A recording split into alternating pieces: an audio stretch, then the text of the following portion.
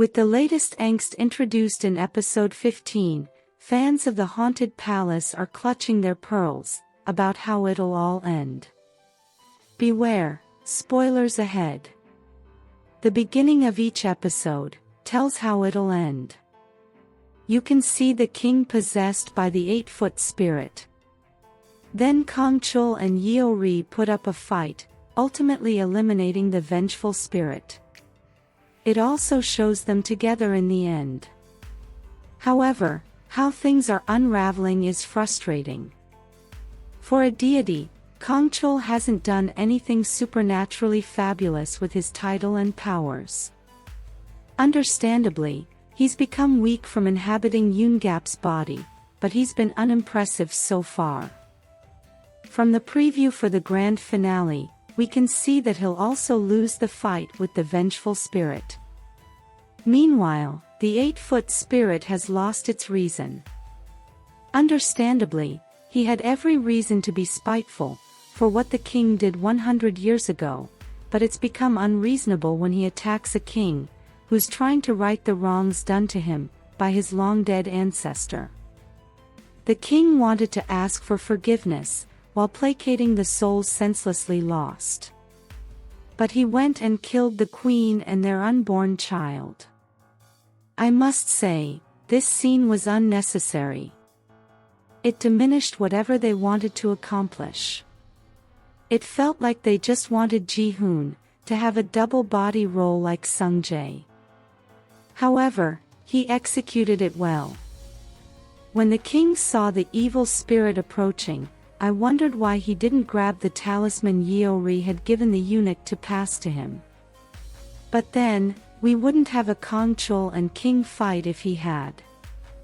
The Queen Dowager also redeemed herself in the last episode by protecting the prince. After his fight with KangChul, the 8-foot spirit returns to the palace. Pungsan couldn't be any happier now that the vengeful spirit is in control of the palace. In all this, I wait excitedly for Pungsan's end. I hope the writers appease the viewers by giving him a terrifying ending. He used the evil spirit to gain power, stoking his anger and spite. Meanwhile, the poor prince is scared and sad that he has to run from his father, who's now possessed by the vengeful spirit. For such a young prince, he has gone through a lot, and has shown bravado every time. In the last episode, YeoRi found out from the monk the reason behind the Karagana tree. She also heard KangChul's conversation with Insean, and knows what he's up to. So after his failed fight with the possessed king, she decides to take matters into her own hands. She first derails KangChul from his plans to fight the spirit with his glowing pearl, by asking him to run away with her. But then, she has other plans. I wonder what she earnestly wished for.